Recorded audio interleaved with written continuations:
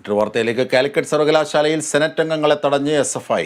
Governor നിയമിച്ച senate അംഗങ്ങളെയാണ് തടഞ്ഞത്. പോലീസും പ്രവർത്തകരും തമ്മിൽ നേരിയ സംഘർഷവും ഉണ്ടായി. റിയാസ് KMR വിവരങ്ങളുമായി ചേരുകയാണ്. റിയാസ്, അതായത് സംഘപരിവാർ അനുകൂലികളെ ബോധപൂർവം സെനറ്റിലേക്ക് ഗവർണർ കുത്തിത്തിരുകി കയറ്റുന്നു എന്ന ആക്ഷേപമാണ് നേരത്തെ തന്നെ SFIക്കുള്ളത്.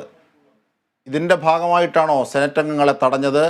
ഈ BJP അനുകൂല സെനറ്റ് അംഗങ്ങൾക്ക് പ്രവേശിക്കാനായോ അവിടേക്ക്? എന്താണ് ഇപ്പോഴത്തെ വിവരങ്ങൾ?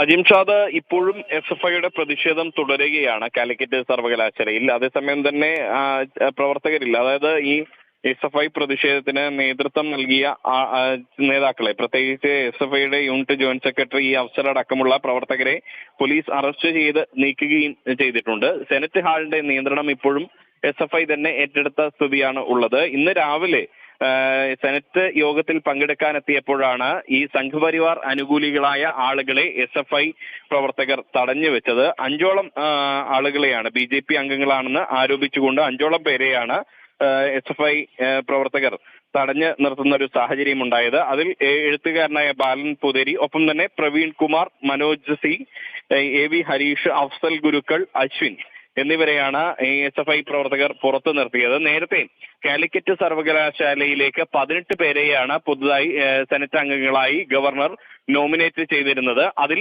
9 പേർ സംഘപരിവാർ അനുകൂലികളാണെന്ന ആക്ഷേപം ഉയർന്നിരുന്നു. മറ്റ് 7 പേർ UDF അനുകൂലികളും 2 പേർ SFI CPM അനുകൂലികളുമായ ആളുകളാണ്.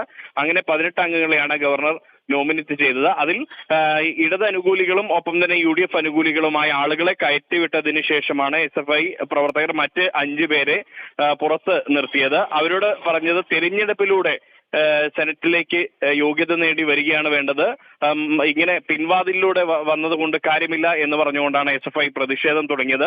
പിന്നീട് ആദ്യം പോലീസ് ഇത് കാര്യമായി എടുത്തില്ലെങ്കിലും SFI പ്രവർത്തകർ ഗേറ്റ് പൂട്ടി അതിനകത്ത് പ്രതിഷേധം തുടങ്ങിയതോടുകൂടി പോലീസ് പ്രവർത്തകരിൽ ഈ പ്രതിഷേധത്തിന് നേതൃത്വം നൽകിയ നേതാക്കളെ അറസ്റ്റ് ചെയ്ത് നീക്കുകയായിരുന്നു.